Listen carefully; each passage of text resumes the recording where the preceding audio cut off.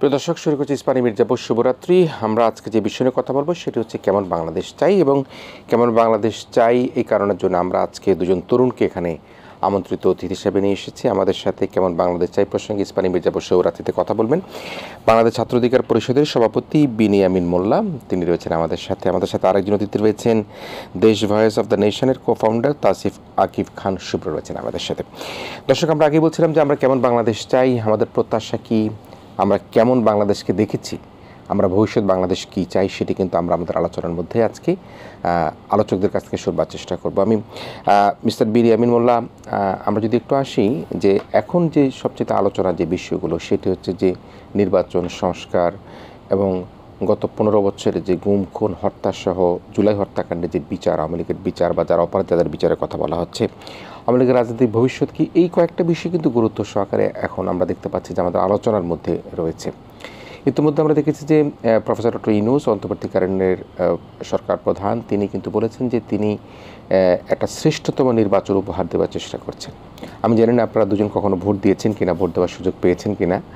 তো আমরা আর আগামী কিছুদিনের মধ্যে নির্বাচনের রাজনীতি ঢুকে যাব, ভোটের ক্যাম্পেইন শুরু হয়ে যাবে, দৌড় গোড়ায় গোড়ায় মানুষ যাবে, ভোট চাবে। একইভাবে আপনাদের ডাকসু নির্বাচনে যদি হয় একই অবস্থা হবে। তো সে অবস্থার প্রেক্ষাপটে একটু যদি বিশ্লেষণ করেন অতীত ভোটে কি দেখেছেন এবং ভবিষ্যৎ ভোটটাকে কীভাবে দেখতে চান, এবং মোটা দাগে যদি বলি বাংলাদেশের এই ভোটের অধিকার ভাতের অধিকারের কথা যেটা বলা হতো, যেটা থেকে মানুষ বঞ্চিত হয়েছে, ভবিষ্যৎ বাংলাদেশকে আপনি কীভাবে দেখতে চান ভোটের মাধ্যমে? জি, ধন্যবাদ এরকম সুন্দর একটা প্রোগ্রামের আয়োজন করার জন্য, এবং টপিকগুলো খুবই সমসাময়িক। আমি এখন পর্যন্ত জাতীয় নির্বাচনে ভোট দিতে পারি নাই। আমি এই 24 সালের যে জাতীয় নির্বাচন, সেই জাতীয় নির্বাচনের সময় আমি জেলখানায় ছিলাম। ফ্যাসিবাদ বিরোধী ছাত্র ঐক্যের ডাক দিয়েছিলাম, ভোটের অধিকারের ডাক দিয়েছিলাম। ঢাকা বিশ্ববিদ্যালয়ের রাজু ভাস্কর্য থেকে আমাকে 3 দিনের মাথায় গ্রেপ্তার করা হয়। এরপরে আমাকে সলিটারি কনফাইনমেন্টে রাখা হয়। একদম 7 মাস আমি সূর্যের আলো বাতাস দেখতে পারি নাই। তো এখন বুঝতেই তো পারতেছেন যে আগের যে ভোটের অবস্থা সেটা আসলে কেমন ছিল। আমি নিজেকে দিয়েই বুঝালাম আর কি। সারা বাংলাদেশে জায়গায় জায়গায় থেকে মানুষজন ধরে ধরে জেলখানা ভর্তি করে ফেলা হয়েছিল। মানে মনে হয় যে এরা মানুষ না, মানে পশুকেও এইভাবে করে মানুষ মানে কষ্ট দেয় না, যেভাবে তারা রাজনৈতিক বন্দীদেরকে তখন রাখতো জেলখানার ভিতরে। আর ট্রায়াল করতো কি, মানে সকালবেলা নিয়ে যেত, রাত 7টা 8টা পর্যন্ত ট্রায়াল করছে, আমাকে রাখছে এইভাবে। মানে যতভাবে মানুষকে কষ্ট দেওয়া যায় তারা দিছে। মামলার জন্য তুলে দাঁড়া করায় রাখছে, 1 ঘন্টা 1.5 ঘন্টা 2 ঘন্টা পর্যন্ত দাঁড়া করায় রাখছে, ইচ্ছা করে দাঁড়া করায় রাখতো। মানে গুরুত্বপূর্ণ আসামি যারা এরকম চিহ্নিত, যাদের প্রতি ছাত্রলীগের নেতা বা আওয়ামী লীগের বড় বড় নেতাদের মানে ব্যক্তিগত ক্ষোভ আছে বিভিন্ন কারণে, ক্যাম্পাসে হওয়ার কারণে ছাত্রলীগের অনেক নেতাদের আমাদের প্রতি ক্ষোভ ছিল, এইভাবে করে তারা অত্যাচার করতো। এটাই ছিল আসলে সেই সময়ের ভোটের বাস্তবতা। এইভাবে করে তারা রিগিং করে ইলেকশনগুলো জিতে নিত।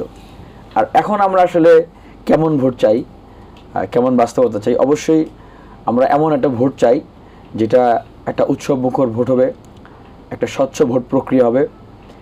আমরা তরুণরা ভোট দিতে পারি নাই, এবং সমগ্র বাংলাদেশের মানুষ দীর্ঘদিন মানে উচ্ছ্বাস নিয়ে আনন্দ নিয়ে ভোট দিতে পারে নাই, বা যারা ভোট দিতে আসছে এই আত্মবিশ্বাস নিয়ে আসে নাই যে আমার ভোটের রেজাল্ট আমি পাবো। বুঝছে যে ভোট দিছি একটা, কিন্তু রেজাল্ট হবে আরেকটা। রেজাল্ট আগেই মনে মনে সে জানতো। অনেকে রাগ করে মনের ক্ষোভ নিয়ে ভোট দিতে আসেনি। তো আমরা চাই যে এবার যারা ভোট দিতে আসবে তারা যেন এটা বিশ্বাস করে আসে যে আমি ভোট দিলে আমি আমার রেজাল্ট পাবো।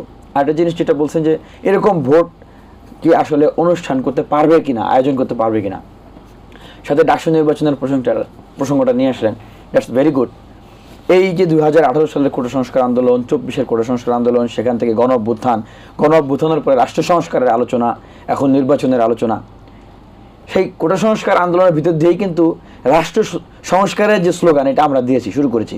এটা কিন্তু রাজনৈতিক দলগুলো বলছে বিভিন্ন সময়, কিন্তু একদম মনে প্রাণে মনের গভীর থেকে বলা এবং মানুষের মনের গভীরে পৌঁছানো যে রাষ্ট্রটাকে সংস্কার করতে হবে এবং করা সম্ভব, সেটা কিন্তু ছাত্রদের জায়গা থেকেই শুরু হয়েছে। এবং ভোটের যে আপনার আয়োজন, আমি মনে করি যে ডাকসু নির্বাচনের ভিতর দিয়ে বাংলাদেশে সেই শুভ সূচনাটা হোক। নিশ্চয়ই আমরা অপেক্ষা থাকলাম, ডাকসু নির্বাচন, জাতীয় নির্বাচন সব মিলিয়ে একটা শুভ সূচনার অপেক্ষায় আছি। মিস্টার তাসিফ আকিব খান অব্র, আমরা ভোটের আনন্দ কি যেটি আপনার সহ আলোচক যিনি বলেন তিনি কিন্তু সেটি উপভোগ করতে পারেনি। গত নির্বাচনের পূর্বে তিনি বা নির্বাচনকালীন সময়ে তিনি জেলে ছিলেন এবং আমরা ওনার কাছে একটা শুনবের পরে তিনি বলল যে একেবারেই কোনো সূর্যের আলো দেখতে পায়নি। তো জেলখানায় তো মানুষ আয়নাঘর নয়, জেলখানা তো আপনাকে অফিসিয়ালি আপনাকে গ্রেপ্তার করে রাখা হয়, সেখানে যদি এই ধরনের কনফাইনভাবে রাখা হয় সেটি কিন্তু দুঃখজনক। সেটি শুনবো এবং ভোটের আনন্দকে তিনি দেখেননি, আমি জানি না আপনি দেখেছেন কিনা। তো আমরা যেটি সবসময় আমি দেখি, আপনারা যখন আগামীতে ভোট দিতে যাবেন এবং ভোটের সময় আসবে, বিশেষ করে আমাদের গ্রাম অঞ্চল বা পাড়া মহল্লায় কি হয়, চায়ের দোকানগুলোতে মানুষের মধ্যে খুব আলাপ আলোচনা হয়, এই যুক্তি ওই যুক্তি সেই যুক্তি, ওই লোকটি কেমন, মানুষটি ভালো কিনা, আমরা তাকে কেন ভোট দেব বা তাকে কেন ভোট দিব না। গ্রামে মুড়ি, খই, গুড়, চা, এই যে একটা ভোটের আনন্দ, মানুষ যে একদিনের বাদশা থাকে যে আজকে আমি বাদশা, আমি আজকে ভোট দিতে যাব, আমাকে এই পক্ষ টানবো ওই পক্ষ টানবো, সে আনন্দ থেকে আমরা বঞ্চিত হয়েছি। আপনি এই ভোটের আনন্দটাকে আগামীতে কীভাবে উপভোগ করতে চান, একই সাথে আগামী বাংলাদেশে কীভাবে দেখতে চান? যদি আসসালামু আলাইকুম, আমাকে আমন্ত্রণ জানানোর জন্য আপনাকে অসংখ্য ধন্যবাদ। যদি ভোটের আনন্দের কথা বলি তাহলে আমি মনে করি 15-16 বছরে বা ইভেন আমি যদি 2008 সালে নির্বাচনের কথাও ধরি, ভোট আনন্দটা আমরা এইভাবে উপভোগ করতে পারিনি, বা আমাদের জেনারেশন অনেক ছোট ছিল তখন, আমরা তখন ভোট দিইনি। লাস্ট 3টে ইলেকশনে আসলে আমরা কেউই ভোট দিতে পারিনি, বা ওই রকমভাবে বাসায়ও কখনো বলা হয়নি যে ভোট দিতে যাব, কারণ কখন কি হয় রাস্তাঘাটে বা ভোট কেন্দ্রে কী ধরনের হামলা হয় সেটা নিয়ে আসলে শঙ্কা থাকতো মানুষের মনে। ইভেন আপনি দেখবেন যে আওয়ামী লীগের সাপোর্টাররা ভোট দিতে যায় নাই, তারাও কিন্তু বাসায় থাকতো। আমার এরকম অনেক পরিচিত আমি দেখেছি যারা আওয়ামী লীগের supporter, but they didn't go to মানে ভোটিং সেন্টার, তারা ভোট দেয়নি। তো তাদের নিজেদের দলের কর্মীরাই আসলে নিজেরা ভোট দেয়নি। নিশিরাতের ভোট বলি বা 24-এর আমি প্রার্থী বলি, ভোট কীভাবে হয়েছে আমরা সবাই জানি। আমি গ্রামে গঞ্জে 2.5 বছরের মতন কাজ করে আসছিলাম এবং আমি দেখেছি মানুষের মধ্যে একটা ভোট না দেওয়ার একটা ক্ষোভ আছে। আমাদের যারা মুরব্বী আছে তাদের কাছ থেকে আমরা শুনতাম যে ভোট যখন আসতো অনেক উৎসব মুখর পরিবেশ থাকতো, আপনার বাসায় বাসায় কর্মীরা যেত বা আপনার লিফলেট বিতরণ হতো, এক ধরনের হাক ডাক হতো, গান বাজনা হতো, প্রত্যেকটা দলই একটা সমানভাবে একটা প্ল্যাটফর্ম পেত যেখানে তারা নিজেদের মতন করে প্রচারণা চালাতো। কিন্তু আমরা কিন্তু লাস্ট 15-16 বছর এরকম কোনো কিছু দেখিনি। রাদার আপনি যদি কোনো অন্য পক্ষকে সমর্থন দিয়েছেন তখন আপনাকে এটা লেবেল দিয়ে দেওয়া হতো, এটা ট্যাগ দিয়ে দেওয়া হতো।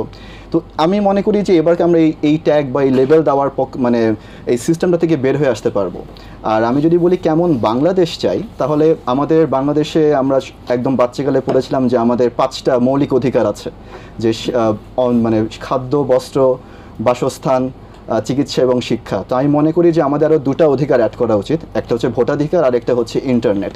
এই 2টা জিনিস কিন্তু আমাদের বর্তমান জেনারেশনের জন্য খুব বেশি দরকার। এই ভোটাধিকার যদি আমরা নিশ্চিত করতে পারি প্রতি 5 বছর পর পর, এবং আমাদের 5 বছর পর পর যদি একটা গভর্নমেন্ট রেসপন্সিবল থাকে বা অ্যাকাউন্টেবল থাকে জনগণের কাছে, তাহলে কিন্তু দেখবেন অনেক সিস্টেম কিন্তু ঠিক হয়ে যাবে। যার কারণে কিন্তু নির্বাচনের কথা বারবার আসছে, যার কারণে বলা হচ্ছে যে একটা নির্বাচন দেন তাহলে কিন্তু অনেক কিছু ঠিক হয়ে যাবে, যেটা কিন্তু আমরা এখন বর্তমান পরিস্থিতিতে দেখতে পাচ্ছি। যে আপনি দেখেন প্রতিদিনে কোনো না কোনো জায়গায় আন্দোলন।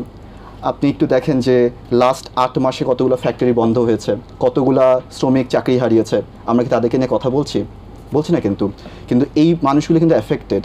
আপনি দেখেন যারা চাকরি করতে চাচ্ছে তাদের মধ্যে কিন্তু একটা ক্ষোভ আছে যে তারা এতদিন ধরে পায়নি, হয়তো এই গভর্নমেন্ট এসে দিবে, কিন্তু তারা সেখান থেকে বঞ্চিত। তো আমি মনে করি যে যদি নির্বাচনটা যদি হয় প্রপার টাইমে, আমাদের প্রফেসর ইউনূস সাহেব বলেছেন ডিসেম্বর থেকে জুনের একটা টাইম লাইন, এই সময়টার মধ্যে যদি নির্বাচন করা সম্ভব হয়, তাহলে আমি মনে করি যে বাংলাদেশের মানুষ আনন্দমুখর পরিবেশে ভোট দিবে। এবং আমরা যে স্বপ্নের বাংলাদেশটা দেখেছি যখন জুলাই আন্দোলন হয়েছে, 5ই আগস্ট যখন সরকার পতন হলো, আমরা যে স্বপ্ন দেখেছি সেই স্বপ্নটা আমরা বাস্তবায়ন করতে পারবো বলে আমি আশা করি। জি, সবাই খুব আশায় আছেন যে আপনারা একটা ভোটের আনন্দ উপভোগ করবেন। মিস্টার মোল্লা, আপনি বলছিলেন যে ডাকসু নির্বাচনের কথা, আসলে প্রত্যাশিত ডাকসু তো একটা আমাদের শ্রেষ্ঠ শিক্ষা প্রতিষ্ঠানের একটা নির্বাচন। আমরা তো জাতীয় নির্বাচনের কথাই, সেটি মূলত আমাদের টার্গেট থাকবে, আমরা একটা জাতীয় নির্বাচন সেটি করব।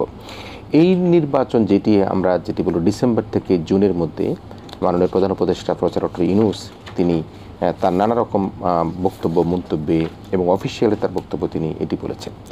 তো এই নির্বাচন যদি কোনো কারণে এদিক সেদিক হয়, দেরি হয়, তাহলে কি মানুষের মধ্যে হতাশা, ক্ষোভ তৈরি হতে পারে কিনা? আমি জাতীয় নির্বাচনের কথা বলছি। জি, অবভিয়াসলি। দেখেন, আমি আজকে কিছু পরামর্শ দিতে চাই, গাইডলাইন দিতে চাই। হতে পারে আমরা বয়সে ছোট, কিন্তু আমরা যে প্রেডিক্ট করেছি বা যে কাজগুলো করেছি সেগুলো কিন্তু বাস্তবায়িত হয়েছে। বাংলাদেশে সরকারের কিন্তু পতন হয়েছে। আমরা দীর্ঘ 6 বছরে এই কথাগুলো বলতাম, ডিবির গারদে মুখোশ পরিয়ে ঝুলিয়ে রেখেও পিটানো হয়েছে আমাকে ঘন্টার পর ঘন্টা। সেখানেও বলেছি যে শেখ হাসিনার পতন করবো আমরা, যদি আমাদেরকে পাগল বলা হয়েছে। তো যাই হোক, প্রসঙ্গে আসি যে যদি সত্যিকার অর্থেই আমাদের মাননীয় প্রধান উপদেষ্টা উনি বাংলাদেশের মানুষকে একটা অংশগ্রহণমূলক এবং সুন্দর একটা নির্বাচন উপহার দিতে চান, উনার যেটা করতে হবে যে এই যে ইন্টারিম গভর্নমেন্ট, এই গভর্নমেন্টটাকে সংস্কার করে একটা জাতীয় সরকারের রূপ দিতে হবে, অথবা একটা আপনার তত্ত্বাবধায়ক সরকার বা নির্বাচনকালীন একটা সরকার গঠন করতে হবে। বর্তমানে যে উপদেষ্টা পরিষদ আছেন, ঠিক এই উপদেষ্টা পরিষদের আন্ডারে যদি নির্বাচন করতে যান, নির্বাচন করতে গেলে সামনের দিনগুলোতে নানান রকমের প্রশ্ন উঠবে এবং এখান থেকে কিন্তু কনফ্লিক্ট অফ ইন্টারেস্ট তৈরি হবে। কী কারণে আমি সেটা বলছি, যারা অন্তর্বর্তীকালীন সরকারে গিয়েছেন, দেখেন বাংলাদেশের বিগত সময়ের ইতিহাসগুলো যদি বিশ্লেষণ করেন, তত্ত্বাবধায়ক সরকার থেকে কেউ বের হয়ে এসে কি কখনো কোনো রাজনৈতিক দলের প্রধান হয়েছে? তত্ত্বাবধায়ক সরকারের থেকে বা একটা নিউট্রাল সরকারের থেকে কেউ কি কখনো রাজনৈতিক দল গঠন করেছে? করে নাই। কিন্তু এটা কিন্তু করা যায় না, এটা নৈতিকভাবে করা যায় না। এবং আপনি যারা মিন করছেন সেটি তো তিনি পদত্যাগ করে করেছেন, এবং তিনি তো সকল লোভ লালসা থেকে নিজকে সরিয়ে এসে তিনি তো এখন যদি উপদেষ্টা থাকতেন, তিনি গাড়ি পেতেন, সিকিউরিটি পেতেন, গার্ড পেতেন। কতদিন পেতেন? ধরেন আরো এক বছর 9 মাস 10 মাস তো আর পরে নির্বাচন করে যদি মন্ত্রী হয় তাহলে তো আরো 5 বছর থাকবে। সেটি তো সম্ভাবনা, এটি তো এখন না। তারা সম্ভাবনার জায়গাটাকেই তারা বাস্তবায়ন করতে চায়, সেজন্য তো নামতে হবে, আসতে হবে, না তো সম্ভব না। এটাকে দুইভাবে বলা যায় যে যদি গ্লাসের অর্ধেক পানি থাকে, আপনি বলতে পারেন যে অর্ধেক ভরা বা অর্ধেক পানি। উনি পদত্যাগ করে এসে দল বানান নাই, দলটা বানানো যখন শেষ হয়ে গেছে পদত্যাগ করে এসে দলের প্রধান হয়েছেন, মন্ত্রিত্ব থাকা অবস্থায় ওনারা দল বানিয়েছেন। এবং আরেকটা গুঞ্জন যেটা শোনা যাচ্ছে মিডিয়াতে, যে উপদেষ্টা আসিফ মাহমুদ, ওনাকে প্রশ্ন করা হলে উনি বলছেন যে আমি সুবিধাজনক দল বা ভালো দল, আমি মানে একরকম ইশারা ইঙ্গিত দিচ্ছেন যে উনিও নির্বাচনের আগে পদত্যাগ করে এসে কোনো একটা দল থেকে উনি কিন্তু নির্বাচন করবেন। তাহলে এই যে কোন দল তার পছন্দ হতে পারে মনে হয় সেটা এখন বলা মুশকিল, সেটা কোনো আইডিয়া আছে কিনা এটা উনি হয়তো বলতে পারবেন। তবে আমি যেটা বলতে পারি যে উনার দলের এখনকার যে জনপ্রিয়তা বা বাস্তব ভিত্তি বা ওনার ব্যক্তিগত যে অবস্থান, সেই জায়গা থেকে উনি কোনো আসন থেকে যদি নির্বাচন করেন তাহলে কি ওনার পক্ষে আসলে জিতে আসা সম্ভব কিনা ব্যক্তি আসিফ হিসেবে, না যদি উনি কোনো বড় দল থেকে নির্বাচন করেন, সেক্ষেত্রে যেই দল থেকে নির্বাচন করলে জিতে আসার সম্ভাবনা আছে রেডিমেড আর কি, ওইরকম কোনো দলেই হয়তো উনি যাবেন। অথবা যদি নেগোসিয়েশনের ভিত্তিতে কোনো ছোট দলও কোনো আসন পায় কোথা থেকে, সেক্ষেত্রে সে হয়তো ছোট দল বা নতুন দলে উনি যে যুক্ত হতে পারেন। আপনারা একসাথে আন্দোলনে ছিলেন না? হ্যাঁ, একসাথে তো আমরা অনেকেই আন্দোলন করেছি, ছাত্র দলে করেছে, ছাত্র শিবিরে করেছে, বাম ছাত্র সংগঠনও করেছে, আমরাও করেছি, আসিফরাও করেছে। বৈষম্য বিরোধী ছাত্র আন্দোলনের প্ল্যাটফর্ম তো কারো একক প্ল্যাটফর্ম না, এখানে সব ছাত্র সংগঠন, ছাত্রলীগের বাইরে, বেশিরভাগ বিরোধী সংগঠনগুলোর বাইরে সব ছাত্র সংগঠন মিলে আমরা এই প্ল্যাটফর্মটি বানিয়েছিলাম। তখন শেখ হাসিনার চোখে ধুলো দেওয়ার জন্য আমরা এটা বলিনি, আমরা বলছি যে এটা অরাজনৈতিক platform, but that was the most political platform. বাংলাদেশের সমসাময়িক সময় এটা সবচেয়ে বেশি রাজনৈতিক প্ল্যাটফর্ম ছিল এবং শক্তিশালী রাজনৈতিক প্ল্যাটফর্ম ছিল। তো যে কথাটা আমি বলতে চাচ্ছি যে এখন এই ছাত্র উপদেষ্টারা যদি আবার ধরেন যে এই সরকারের ভিতরে থাকে, হ্যাঁ, তো যখন নির্বাচনের দিনক্ষণ কাছে আসবে, নাহিদ ইসলাম কিন্তু বলেছে যে মাঠ প্রশাসন বিএনপির কাছে নিয়ন্ত্রণে। উনি কিন্তু 7 মাস সরকারে ছিলেন, 7 মাস যদি উনি সরকারে থাকেন তাহলে মাঠ প্রশাসন বিএনপির কাছে থাকে কেন? আবার ছাত্র উপদেষ্টারা যদি নির্বাচনের আগে পদত্যাগ করে বিভিন্ন জায়গায় বিভিন্ন দলে ঢুকে যায়, ইলেকশন করে, তাহলে এটা মানুষ কীভাবে নেবে? অথবা যদি ছাত্র উপদেষ্টারা সরকারে থাকেন, থেকে যদি তাদের দল সহ ইলেকশনে যায়, তাহলে মানুষ এটাকে কীভাবে নেবেন সেটা একটা বিষয়। আর অন্য রাজনৈতিক দলগুলো আসলে এটাকে কীভাবে নেবেন? আমার ভাই সরকারে আছে, আমার বন্ধু সরকারে আছে, আমার অংশীজন সরকারে আছে, সরকার থেকে এসে আমার বন্ধু দলের প্রধান হয়েছেন, এখন নির্বাচন হচ্ছে, তাহলে নির্বাচনে নিরপেক্ষতাটা থাকবে? হ্যাঁ, এটা একটা বাস্তবতা যে বাংলাদেশের বর্তমান বৃহত্তর রাজনৈতিক দল বাংলাদেশ জাতীয়তাবাদী দলের একদম সর্বোচ্চ নেতারাও এই কথাগুলো বলছেন, কিন্তু মাঠ পর্যায়ে ওনাদের যে নিয়ন্ত্রণটা যেরকম থাকার কথা ওরকম না থাকার কারণে তৃণমূল পর্যায়ের বিভিন্ন রকমের আপনার বলবো যে বিশৃঙ্খলামূলক কার্যক্রমের কারণে মানুষ হয়তো ওনাদের সব কথাকেই একরকমের রিয়াকশন দেন। হ্যাঁ, কিন্তু এই দাবিটা কিন্তু অন্যায্য দাবি না, এই দাবিটা কিন্তু অযৌক্তিক দাবি না, নিরপেক্ষ একটা জায়গা চাওয়ার অধিকার কিন্তু সবাই আছে।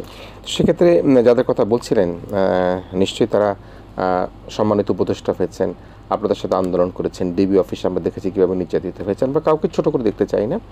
আমরা যারা এই সুবিধাভোগী, যারা সুবিধা ভোগ করছি, যে হাসিনার পতনের কারণে যারা মানুষ নিঃশ্বাস ফেলতে পারছে, কথা বলতে পারছে, দেশে গুম খুম হত্যা রাজনীতি বন্ধ হওয়ার একটা পথ তৈরি হয়েছে, ভোটাধিকার প্রয়োগের একটা জায়গা তৈরি হয়েছে, অর্থ পাচার বন্ধের একটা অবস্থান তৈরি হয়েছে। তো সে অবস্থায় আপনারা যখন আন্দোলন করেন একসাথে, আমি বিশেষ করে দুজন উপদেষ্টার কথা বলছিলেন আপনি, সেই আন্দোলনের সময় আপনারা একসাথে কি কি কাজগুলো করেছেন যেগুলি মনে করেন আপনি বলছেন শেখ হাসিনার চোখে ধুলা দেওয়া, যেটি সে বুঝতে পারেনি যে মনে হচ্ছে এটা অরাজনৈতিক সংগঠন, আসলে এর ভিতরে যেটা স্ফুলিঙ্গ ছিল সেটি আপনারা কীভাবে করতেন? এখন 2018 সালে যখন কোটা সংস্কার আন্দোলন হয়, এরপরে আমাদের ভিতরে একটা স্পিরিট কাজ করে। তারপরে 19 সালে ডাকসু নির্বাচনের পরে আমরা তখন 3 মাস পরে, তখন নূর ভাই ডাকসুর ভিপি ছিলেন, ডাকসু ভবনে তখন আমরা আলাপ করতেছিলাম যে এখন আমরা কি করব। আমরা তো বিসিএসের জন্য আন্দোলন করেছি, কোটা তো বাতিল করে দিছে, এখন তাহলে সবাই চাকরি বাকরি করেন। তো তখন জাতীয় আন্তর্জাতিক পর্যায়ের বিভিন্ন ব্যক্তি এবং সাধারণ মানুষ আমাদেরকে বলতো যে এই প্ল্যাটফর্মটাকে শেষ করে দিও না, এখন তো বিএনপি জামাত কোনো বিরোধী দল কথা বলতে পারতেছে না, তোমরা এই প্ল্যাটফর্মটাকে চালু রাখো, দেশের মানুষের একটা চাওয়া আছে, তোমরা এই শূন্যতা পূরণ করতে পারবা। তো তখন আমরা আলোচনা করে যে কী করা যায়। তখন অনেকেই বলতেছিল যে আমার বাবার বয়স হয়েছে, বোন বিয়ে দিতে হবে, চাকরি বাকরি করতে হবে, এগুলা কী করবো। অনেকে বলতেছিল যে রাজনীতি করা দরকার। তখন আমি বললাম যে দেখেন, আমাদের প্রতি মানুষের একটা এক্সপেকটেশনের জায়গা তৈরি হয়েছে। 56 বছর আগে যখন মুক্তিযুদ্ধ হয়, সাম্য, মানবিক মর্যাদা, সামাজিক ন্যায় বিচারের কমিটমেন্ট নিয়ে বাংলাদেশে এখন এটা বাস্তবায়ন হয় নাই। পেশি ও কালো টাকার রাজনীতির বাইরে বাংলাদেশে আমরা মানুষকে বেটার কিছু দেই। আর আমরা কী পাবো? মুক্তিযুদ্ধের সময় যখন যারা মুক্তিযুদ্ধে গিয়েছিল তরুণরা, তারা তো কিছু পাবে এই জন্য যায় নাই, তারা তো লাইফ স্যাক্রিফাইস করে দিয়েছে। আমরা আমাদের ক্যারিয়ার স্যাক্রিফাইস করে দিলাম, লাইফ স্যাক্রিফাইস করে দিলাম। ওই যে একটা ডিসপারেট কমিটমেন্ট, আমরা হাতে হাত রেখে সেখানে কমিটমেন্ট করছিলাম। এরপরেই ধরেন যে আমাদের সেই রাজনীতির কমিটমেন্ট থেকে পথ চলা। দেখবেন যে আমরা বিভিন্ন সময় শিক্ষার্থীদের অধিকার নিয়ে আন্দোলন করতে গিয়ে মার খেয়েছি। ভারতের যে এই আগ্রাসন বিরোধী আন্দোলন, মোদী বিরোধী আন্দোলন, সেখানে গ্রেপ্তার হয়েছিলাম। জেলখানা থেকে বের হয়ে এসে আমরা সরাসরি আবার ঢাকা বিশ্ববিদ্যালয়ে মিছিল করেছি। আমরা যে আবরার ফাহাদের যে স্মরণ সভায়, সেখানে হামলার শিকার হয়েছি। আমাদের ছাত্রবন্ধুরা জেলখানাতে এসে সরাসরি আমরা রাজভাস্করে মিছিল করেছি। আমাকে কতবার পিটানো হয়েছে, আমি হাসপাতালে গিয়েছি, হাসপাতাল থেকে সরাসরি ঢাকা বিশ্ববিদ্যালয়ে এসে প্রতিবাদ করেছি। তখন আমাদেরকে অনেকেই বলতো রিমান্ডে গিয়েছি। হ্যাঁ, তখন আমাদের রিমান্ডে গিয়ে আমরা বলেছি, আমরা কিন্তু বলি নাই যে মিথ্যা কথা বলি নাই বাঁচার জন্য, আমরা কিন্তু সত্য কথা বলছি যে না, আমরা দৃঢ়ভাবে বিশ্বাস করতাম যে শেখ হাসিনা প্রথম সম্ভব করবো আমরা, এবং দেশটাকে সংস্কার করা, নতুন রাজনীতি উপহার দেওয়া সম্ভব। তো সেই জায়গা থেকে এই যে তরুণদের ভিতরে একটা জাগরণ তৈরি করা, বিপ্লব তৈরি করা, এবং দেশের মানুষের ভিতরে কিন্তু একটা মনের ভিতরে কিন্তু একটা বিপ্লব তৈরি হয়ে গেছিলো। সর্বশেষ 24-এর কোটা সংস্কার আন্দোলনের সময় যখন এভাবে মানুষের বুকে গুলি চালানো হলো, তখন কিন্তু এটা স্পার্ক করছে। বলতে পারেন যে আমরা সাংগঠনিকভাবে কীভাবে আসলে অর্গানাইজ করলাম এই বৈষম্য বিরোধী প্ল্যাটফর্মটাকে। তো শুরুর দিকে যখন আন্দোলনটা শুরু হলো, তখন আমি একদম শুরুর দিনই ছিলাম আন্দোলনে, সকালবেলা লাইব্রেরির সামনে থেকে। তারপরে শহীদ মিনারে ছিলাম। শহীদ মিনারে একটা অপ্রীতিকর ঘটনা হলো, আমাকে বলা হলো যে ও কেন এখানে আন্দোলনে, কারণ আমি কিছুদিন আগে ফ্যাসিবাদ বিরোধী আন্দোলনে ডাক দিয়েছিলাম, ও যদি এই আন্দোলনে থাকে তো এই আন্দোলন সরকার বিরোধী দিকে নিয়ে যাবে। এবং সাদ্দামের পক্ষ থেকে মেসেজ দেওয়া হলো যে আক্তার আর বিনিয়ামিন মোল্লা, এই দুইজন যেন এই আন্দোলনে না থাকে, আন্দোলনে থাকলে আমরা তোমাদেরকে আন্দোলন করতে দিব না, কারণ তাহলে এই আন্দোলন কোটা সংস্কার থেকে সরকার বিরোধী আন্দোলনে যাবে। তখন আমরা পরামর্শ করলাম এবং আক্তার আর আমি আন্দোলনের ফ্রন্ট লাইনে গেলাম না, কমিটিতেও থাকলাম না। আমাদের দুজনকে দায়িত্ব দেওয়া হলো যে আন্দোলন যখন বিপদগ্রস্ত হবে তখন আমরা যেন ফেস হই, এবং আমরা পিছন থেকে মেকানিজম করি যেন ব্যাকআপটা দিই, ব্যাকিং করি। তো আক্তার তো গ্রেপ্তার হয়ে গেল, আমি বাইরে ছিলাম, আমার যা দায়িত্ব ছিল আমি আমার জায়গা থেকে পালন করার চেষ্টা করেছি। কিন্তু আমি 28শে জুলাই, ওই যে বললেন যে ডিবির গারদে আমাদের ছাত্র বন্ধুরা আটকা ছিল, তো তাদের সাথে তো আমাদের কমিটমেন্ট, জীবন মরণ কমিটমেন্ট। তো যখন তারা ডিবির গারদ থেকে যেদিন আন্দোলনটা প্রত্যাহার করলো, যে সাইন করে যে আমরা আর আন্দোলন করবো না, ওই দিন কিন্তু আমাকেও তুলে নিয়ে গেছিলো র্যাব 3। হ্যাঁ, র্যাব 3 আমাকে তুলে নিয়ে গেলো। আল্লাহর কাছে অনেক দোয়া করতেছিলাম। পরে অনেকক্ষণ মানসিক টর্চার করে অনেকক্ষণ পরে আমাকে ছেড়ে দিছে। আমি বুঝলাম না ছেড়ে দিল কেন। বাসায় এসে দেখি যে ওরা ব্রিফ করতেছে যে আমাদেরকে আন্দোলন প্রত্যাহার, হয়তো এটা হতে পারে কিছুদিন আগে আমি খুব ট্রমাটাইজ ছিলাম, অসুস্থ, বলতেছিলাম যে ভাই আমি তার বাঁচবো না, আপনারা জেলে দিলে দিতে পারেন। হয়তো তারা চিন্তা করছে যে ওরা আন্দোলন তো শেষ, প্রত্যাহার করে নিচ্ছে, তাহলে ওরে ধরে মাইরে লাভ কি, এটা হতে পারে। এরপরে তারা যখন ডিবির গারদে, তখন কিন্তু আমরা বাইরে থেকে আন্দোলনকে অর্গানাইজ করেছি। হ্যাঁ, সমগ্র বাংলাদেশের ছাত্ররা, তরুণরা যারা ছিল স্বতঃস্ফূর্তভাবে অনেকেই আন্দোলনে অংশগ্রহণ করেছে, সবাই আন্দোলন শুরু। আমরা এই যে তখন কিন্তু মার্চ ফর জাস্টিস হয়েছিল হাইকোর্টে, আমি কিন্তু সেখানে ছিলাম। হ্যাঁ, মার্চ ফর জাস্টিস, এরপরে দ্রোহের মিছিল হলো, সেদিন ছিলাম। তো ওরা তখন ডিবির গার্ডে, যখন ওদেরকে ছেড়ে দেওয়া হলো তখন ওদেরকে বললাম যে দেখো, তখন আমরাও চিন্তা করতেছিলাম যে এক দফা তো ডাক দিতে হবে। আমাদের অনেক ছাত্র ভাইরা তখন দেখে গুপ্ত অবস্থায় থেকে সেখান থেকে মানে অ্যানাউন্সমেন্ট দিচ্ছিলেন, কিন্তু রাজপথে ঢাকা বিশ্ববিদ্যালয় বন্ধ, তখন সবগুলো হল বন্ধ। তখন আসলে আন্দোলনটা কী করবে? তখন এই যে আপনার প্রেস ক্লাবের সামনে তখন আমরা আন্দোলন করতাম, মিছিল মিটিং করতাম। তখন যখন ওদেরকে ছেড়ে দিল তখন বললাম যে দেখো, আমরা চাই যে তোমাদের মুখ দিয়ে এই অ্যানাউন্সমেন্টটা আসুক, না এক দফার এখন ঘোষণা দিতে হবে, অবশ্যই তোমাদের মুখ থেকেই আমরা চাই, যেহেতু মানুষের কাছে তোমরা একটা মূর্ত প্রতীক হয়ে গেছো আন্দোলনের। হ্যাঁ, আর তোমরা যদি ঘোষণা না দাও তাহলে কিন্তু আমরা দিব, এক দফার ঘোষণা দিতেই হবে, 3 দিন টাইম দিলাম, ঘোষণা দিতে হবে, নাহলে আমরা দেব। সেটা কয় তারিখ ছিল? সেটা যেদিন তাদেরকে ছেড়ে দিল, দ্রোহের মিছিলের পরে একটা প্রোগ্রাম ছিল, সেই প্রোগ্রামে তারপরে ঘোষণা দেওয়া হলো যথারীতি। তো আন্দোলন সরকার পতন হয়ে গেল, এই আর কি। আর আপনি? নিশ্চয়ই আমি আসবো। আমি অব্র একটু জানবো, আমি এটা বিরতি যাবো, তার আগে একটু আমি প্রশ্নটা তুলে রাখি। সেটি হচ্ছে যে 5ই আগস্টের আগে আমাদের যেরকম মিস্টার মোল্লা বললেন, 5ই আগস্টের আগে কিন্তু আওয়ামী সরকারের সঙ্গে যারা যুক্ত ছিলেন, যারা সুবিধাভোগী ছিলেন, শেখ হাসিনা সহ মন্ত্রী, এমপি সাহেব, তারা কিন্তু কখনো চিন্তাও করতে পারেনি যে তারা এই দেশ থেকে চলে যেতে হবে, পালিয়ে যাবে, সরকারের পতন হবে।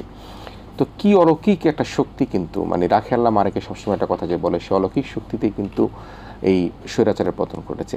আমি সে আলোচনাটা আপনাকে কাছে যাব, এবং যে এক দফার কথাটা বললো, যেদিন এক দফার ঘোষণা দিয়ে দিল, সেদিনের পরিবেশ পরিস্থিতির কথা শুনবো আপনার কাছ থেকে, কারণ আপনি কিন্তু সেই আন্দোলনের একজন যোদ্ধা ছিলেন, এবং আমরা আশা করব যে আপনাদের আন্দোলন আপনারা যেভাবে সাকসেসফুল করেছেন, দেশকে একটা সুন্দর বাংলাদেশ থেকে নিয়ে যাওয়ার চেষ্টা করুন। প্রিয় দর্শক, আমরা ইস্পানী মির্জা বশিবরাত্তারে বিরতি নিচ্ছি। বিরতির পর আবারও আমাদের দুজনের তরুণ অতিথিকে নিয়ে আমরা একই আয়োজনে ফিরে আসবো। ছোটটা বিরতি নিচ্ছি।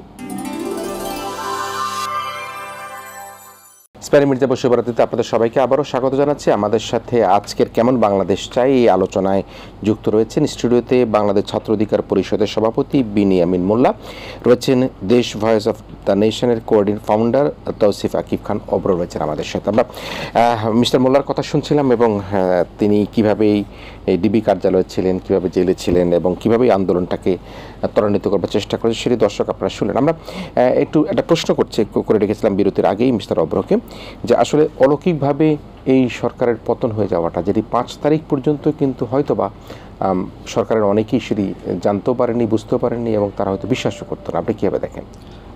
এখনও যে বিশ্বাস করে তাও আমি মনে করি না, কারণ এখনও অনেকে এক্সপেক্ট করে যে আপা উইল কাম ব্যাক, অ্যান্ড এখনও অনেক জায়গায় তাকে ফর্মার প্রাইম মিনিস্টার না বলে এখন তাকে অনেক জায়গায় প্রাইম মিনিস্টারই বলা হয়। তো আসলে এটা আমি বলি যে এটা অহংকার। তারা মনে করেছিল যে তারা সারা জীবনের জন্য পাওয়ারে থাকবে, কিন্তু আমরা বেশ আগে থেকে উপলব্ধি করতে পেরেছিলাম যে গভর্নমেন্টের আসলে ঘন্টা বেজে গেছে। এটা খুব আগে থেকে আমরা প্রেডিক্ট করতে পেরেছিলাম 2022 সাল থেকে, যে যখন দেখলাম যে রাজনৈতিক হাওয়া পরিবর্তন হচ্ছে, এবং আমরা যখন রুট লেভেলে কাজ করতাম, তখন কিন্তু মানুষের মধ্যে একটা ক্ষোভ ছিল যে ভাই এই আর ভাল লাগছে না, এই ইলেকশনে ভোট দিতে পারবো না। তো আমরা এক্সপেক্ট করেছিলাম যে 2024 সালে যে ইলেকশনটা হবে সেখানে হয়তোবা একটা সমঝোতা হবে, যে ঠিক আছে ভাই, একটা কেয়ারটেকার গভর্নমেন্ট বা কোনো ধরনের একটা নির্বাচনকালীন সরকার বা একটা নিরপেক্ষ কোনো একটা প্ল্যাটফর্মের থ্রুতে একটা ইলেকশন হয়তো বা হতে পারে। আপনি দেখবেন 2023 সালের 28শে অক্টোবর বিএনপি কিন্তু একটা সমাবেশ ডেকেছিল আর কি, সেটাও কিন্তু পণ্ড করা হয়েছে, এবং পরবর্তীতে আমরা জেনেছি যে 28শে অক্টোবর যে গোলা বারুদ ইউজ করার জন্য নিয়ে আসা হয়েছিল, পরবর্তীতে কিন্তু এটাই আর কি এই জুলাই আন্দোলনে ইউজ করা হয়েছে। সো আমি বলবো যে 3ই আগস্ট যখন এক দফা ঘোষণা করা হলো, সেদিনকে আসলে প্রচণ্ড বৃষ্টি হচ্ছিল, শনিবার আমার মনে আছে, এবং শহীদ মিনারে যখন সবাই যাচ্ছিল উত্তরাতে, ঠিক ওই দিন ভালোই গোলা বারুদ কিন্তু চলেছিল, এবং আমার একটা ফ্রেন্ডও আহত হয়েছিল, সে রাবার বুলেট খেয়েছিল আর কি, এবং উত্তরে অনেক মানুষ মারা গিয়েছিল ওই দিনকা। সো অনেকেই আর কি, আপনারা যারা শহীদ মিনারে যেতে পেরেছেন, আমরা স্টোরি দেখেছি মানুষজনের, ফেসবুকে অনেক কিছু দেখেছি, কিন্তু উত্তরাতে কিন্তু ওয়াজ আ ডিফারেন্ট কেওটিক একটা সিচুয়েশন ছিল। অ্যান্ড আই থিঙ্ক এটা অনেক জায়গাতেই আর কি জিনিসটা ছিল, যাত্রাবাড়ি ছিল, উত্তরা ছিল, এবং দেশের অনেক প্রান্তে এই জিনিসটা চলছিল আর কি। সো শহীদ মিনারে দেয়ার ওয়াজ আ পার্ট যারা এক দফা ঘোষণা করেছে, এবং তারপরে 4ই আগস্টও কিন্তু সেম কাহিনী হয়েছে, অনেক মানুষ মারা গিয়েছেন, হয়তোবা নাম্বারটি একটু কম আসতো তখন মিডিয়াতে। আমি যদি গভর্নমেন্ট অফিসারদের কথা বলি বা পলিটিশিয়ানসদের কথা বলি, তারা কিন্তু কখনো ভাবেও নাই যে she will leave the country, অথবা সে পালায় যাবে। এটা কিন্তু কেউ আসলে এক্সপেক্ট করেনি। আমি তো মনে করি ইন্ডিয়াও এক্সপেক্ট করেনি যে সে পালায় যাবে আর কি, বিকজ আমি যখন খবরের পত্রিকা পড়ছিলাম, India was not prepared for Hasina's call, এটা আর কি উঠে আসছিল। So they were not prepared as well. তো আমি মনে করি যে এখনও এই শক্তিটা মন্ত্রণালয়ের ভিতরে বলি বা আমাদের দেশে বলি, তারা তো আর পালায় যেতে পারে না। খুব কম সংখ্যক মানুষ কিন্তু পালাই গেছে, হয়তোবা হাতে গোনা, আপনি নাম নিতে পারবেন তাদেরকে, যতজন পালিয়ে গিয়েছে লিস্টও দিতে পারবেন, কত হতে পারে, 400 500, যাতে সাপোর্টার বেস তো অনেক, তারা তো বাংলাদেশে আছে। সো তারা কামব্যাক করার চেষ্টা করবে, এবং তারা বিভিন্ন উপায়ে কামব্যাক করার চেষ্টা করবে। তো এটা নিয়ে তো ভাই তো পরে আলোচনা করবেন বললো, তো আমি এটা নিয়ে আর আলোকপাত না করি। আমি যেটা বলতে চাই যে আমাদের এই জিনিসটাকে রুখে দিতে হবে। আমরা যারা কষ্ট করে এই স্বাধীনতা বলি বা বিপ্লব বলে অর্জন করেছি, আমাদের উচিত এই জিনিসটাকে নিয়ে কাজ করা, এবং নতুন প্রজন্মকে কীভাবে সামনে নিয়ে আসতে হবে, গণতন্ত্র এই জিনিসটা ইউজ করতে হবে, ডেমোক্রেসি, রোড টু ডেমোক্রেসি। যে গণতন্ত্রবিহীন ছিলাম বলেই কিন্তু আমাদেরকে এভাবে আমাদের ওপরে আক্রমণ করা হয়েছে, গুলি করা হয়েছে, এবং দে ওয়ার নট অ্যাকাউন্টেবল। তারা কিন্তু রেসপন্সিবিলিটি নেয়নি আমাদের। তারা কিন্তু অনেক মানুষকে গুলি করে হত্যা করেছে। আমি রাজশাহী কলেজিয়েট স্কুলের ছাত্র, আমাদের এক ক্লাস 9-এর একটা ছেলে মারা গেছে। মানে আমার তো এই জিনিসটা মানে ভাবতে খারাপ লাগছিল যে আমার স্কুলের একজন মারা গেছে, বাচ্চা ক্লাস 9-এ পড়ে। তো সে যদি মারা যায়, আমরা আর কি? আমরা তো কিছুই না। গণতন্ত্র নাই বলেই কিন্তু এগুলো হয়েছে। আপনি যখন অ্যাকাউন্টেবিলিটি থাকবে না, যখন আপনার জবাবদিহিতা থাকবে না, তখনই এগুলো হবে। আমরা যদি এখন আবার গণতন্ত্র প্রতিষ্ঠা না করতে পারি, এখন যদি আমরা অ্যাকাউন্টেবিলিটি না নিয়ে আসতে পারি, সেম জিনিস আবার হবে। জি, নিশ্চয়ই। আমরা সেই কারণেই বলছি যে আগামীর বাংলাদেশ আমরা কেমন চাই, এবং আমরা নিশ্চয়ই ওই পতিত সরকারের আমলের সেরকম একটা চেহারা আমরা দেখতে চাই না। মিস্টার মোল্লা, আপনি বলছিলেন, এবং আমরা কিন্তু দেখতে পাচ্ছি যে বলা হয় যে ক্ষমতাচ্যুত আওয়ামী লীগ তারা রাজনৈতিকভাবে তাদের নেতা খুঁজবার চেষ্টা করছে। বিবিসির একটা সংবাদে সেখানে তারা রিপোর্ট করেছে, কাদের কল্যাণ সাহেব করেছেন, দলটির ভিতরে সক্রিয় চেষ্টা করছেন। কিন্তু আমরা কিন্তু মাঝে মাঝে হঠাৎ দেখি যে ছোট ছোট ঝটিকা মিছিল, ফেসবুকে কোনটা সত্যি কোনটা মিথ্যা কিন্তু সেটি বোঝা যায় না, কিন্তু কিছু ঝটিকা মিছিল আওয়ামী লীগ বা ছাত্র লীগের পক্ষ থেকে করা হয়। তাহলে আওয়ামী লীগ যে আবার নতুনভাবে সাজানোর চেষ্টা করা হচ্ছে, আবার মিছিল করবার চেষ্টা করছে, সেই জায়গাটাকে আপনি কীভাবে দেখেন? দেখেন, বাংলাদেশে এরকম অসংখ্য কিশোর গ্যাং আছে, ইয়াবাখোর আছে, বাবাখোর আছে, ডান্ডিখোর আছে। তারা রাস্তাঘাটে ঘুরে বেড়ায়, তাদেরকে আপনি 500 টাকা দেবেন, বলবেন অমুককে খুন করায়, ও খুন করে দেবে। ও তো জানতেছে না ও কী করতেছে, হিদায়ত জ্ঞান নাই। তো এরকম লোকদেরকে যদি বলা হয় যে হ্যাঁ, যে 100 জন লোক অ্যারেঞ্জ করবা, 3 লাখ টাকা, যে নেতৃত্ব দিবা তার 1 লাখ, আর বাকি টাকা বাকিদের, তাহলে এরকম মিছিল হবে না বাংলাদেশে? হবে তো। এখন কথা হচ্ছে যে এই মিছিলটা আপনি রোধ করবেন কিভাবে? ওই যে আমরা বলেছিলাম যে পেশি শক্তি এবং কালো টাকা। আওয়ামী লীগের কাছে বিলিয়ন বিলিয়ন ডলারের কালো টাকা আছে, মিলিয়ন না কিন্তু বিলিয়ন ডলারের। তাহলে এই কালো টাকা কী করবে? কালো টাকা তারা ব্যবহার করবে না? তখন দেশের ভিতরে আওয়ামী লীগের লোকজনরা এখনো আছে না, তাদের যে ব্যবসায়ীরা বলেছিল যে জীবনেও শেখ হাসিনার সাথে আছি, মরণেও শেখ হাসিনার সাথে আছি, হাজার হাজার কোটি টাকা যদি ক্ষয়ক্ষতি হয় তারপরেও শেখ হাসিনার সাথে আছি, তো সেই লোকগুলো তো এখনো দেশে আছে, সবাই জানে। তারপরে কতজন আওয়ামী লীগের আপনারা এমপিদেরকে গ্রেপ্তার করতে পারছেন? আমলাতন্ত্রের ভিতরে আওয়ামী লীগের যারা ছিল কতজনকে সেখান থেকে আপনারা ধরতে পারছেন? আমাদের উপরে আওয়ামী লীগের যে পুলিশরা হামলা করেছে, পিটিয়ে রক্তাক্ত করেছে, রিমান্ডে নিয়ে পিটিয়ে আমাদেরকে মানে অজ্ঞান করে ফেলেছে, হ্যাঁ, সেই পুলিশ অফিসারদের কয়জনকে আপনি শাস্তির রায় জানছেন? আমি নাম ধরে যদি বলি, সেই এডিসি হারুন, শাহবাগের আতঙ্ক ছিল, ছাত্রদের এমন কোনো আন্দোলন নাই যেই আন্দোলনে তাকে মারে নাই, এমন কোনো মানে প্রমিনেন্ট ছাত্র নেতা নাই সেই সময় প্রেসিডেন্ট বিরোধী যে তার মার খায় নাই। শাহবাগে আমাদের ছেলেদেরকে নিয়ে পিটাইয়ে ভাত পা ভাঙিয়ে ফেলেছে, চোখে মরিচ দিয়ে দিছে, হ্যাঁ, লিঙ্গে কারেন্টের শট দিছে। সেই এডিসি হারুন কোথায়? তার জেলখানায় থাকার কথা না? এডিসি হারুন আরেকজন। আচ্ছা, সেই এডিসি হারুন রংপুরে আছে। তারপরে এই যে গোলাম রাব্বানি ছাত্রলীগের সাধারণ সম্পাদক ছিল, তার ভাই গোলাম রুহানি, সে আমাকে যখন জাতীয় নির্বাচনের আগে নুরুল্লাহপুর পাশে থেকে ভেঙে রাতের বেলা আমাকে নিয়ে যাওয়ার পর আমার জ্বর, আমি কাঁপতেছি, আমাকে নিয়ে যায় দাঁড়া করে রাখছে সেই প্রায় আধা ঘন্টার মতো। তারপরে পল্টন থানায় ফোন দিয়ে সে মামলা নিয়ে আমার নামে মামলা লাগাইছে। এটা তো আমি আমার নিজের কথাই বলতেছি। তো দেশে কত হাজার হাজার মানুষের উপরে অত্যাচার করছে না? এই যে বিএনপির যে বড় বড় মিছিল হতো, জামাতের মিছিল মিটিং, তাদের মিছিল মিটিংয়ের নেতাকর্মীদের উপর তারা অত্যাচার করছে না, নির্যাতন করছে না, রিমান্ডে নিয়ে পিটাইয়ে। আর আমি যদি বলি আপনার চোখ দিয়ে পানি আসবে, আমি তো নিজে দেখে আসছি, আমার তো মানে পড়া গল্প না, হ্যাঁ, মানে কারেন্টের শক দিয়ে মুখ জিহ্বা দিয়ে রক্ত বেরোইতেছে, এইরকম অবস্থা আছে, ধুম করে পড়ে গেছে, চিল্লাইতেছে এই সমস্ত লোকজন। তাহলে তাদের কয়জনকে আপনারা গ্রেপ্তার করছেন? তাদের কয়জনকে শাস্তির আওতায় নিয়ে এসছেন? কয়জনকে চাকরিচ্যুত করছেন? তাদেরকে কাউকে মানে ওই সুন্দরবন থেকে বান্দরবনে নিছেন, কাউকে বান্দরবন থেকে সুন্দরবনে নিছেন, তো তারা কী করবে? তো এই যে আপনি বললেন যে আপনার হচ্ছে মানে আওয়ামী লীগের, হ্যাঁ, তাদের যে মিটিং মিছিল করা বা তাদের রাজনৈতিক ভবিষ্যৎ, সাবের হোসেন চৌধুরী উনি কে ছিলেন? আওয়ামী লীগের মন্ত্রী ছিলেন না? তার মাস্টারম্যান। আপনি যদি ঠিক করে দেন যে ব্যক্তি রাস্তায় গিয়ে গুলি করে মারছে তাকে শাস্তি দিবেন, আর মানে যাকে সরাসরি দেখা যাচ্ছে না যে গুলি করে মারছে তার শাস্তি নাই, তাহলে সাবের হোসেন চৌধুরী যদি জামিন পায় তাহলে শেখ হাসিনার কি দোষ? সে তো সরাসরি কাউকে গুলি করে মারে নাই। তো দে আর দ্য মাস্টার মাইন্ড। সাবের হোসেন চৌধুরী বলি, মান্নান খান, ফরিকুল মঞ্জুর যাকে জামিন দিয়ে দিচ্ছেন, আওয়ামী লীগের এমপিরা যাদেরকে আপনারা জামিন দিচ্ছেন, বিভিন্ন গুরুত্বপূর্ণ নেতা যাদেরকে জামিন দিচ্ছেন, তারা তো মাস্টার মাইন্ড ছিল। তারা পয়সা না দিলে কি ছাত্রলীগ যে রাস্তায় পিটাইতো মারতো? তারা পয়সা না দিলে ওরা পিস্তল কিনতে কি দিয়া, লাঠি কিনতে কি দিয়া? তো তাদেরকে আপনারা জামিন দিয়ে দিচ্ছেন, কারা জামিন দিচ্ছে? তাহলে আওয়ামী লীগকে মানে আমরা কিভাবে মানে আটকায় রাখবো? আর একটা কথা বলি, এটা বলতে হচ্ছে আমাদের মাননীয় প্রধান উপদেষ্টা উনি যখন বললেন যে আওয়ামী লীগ আগামীতে নির্বাচনে অংশগ্রহণ করবে কি করবে না, এটা আওয়ামী লীগের বিষয়।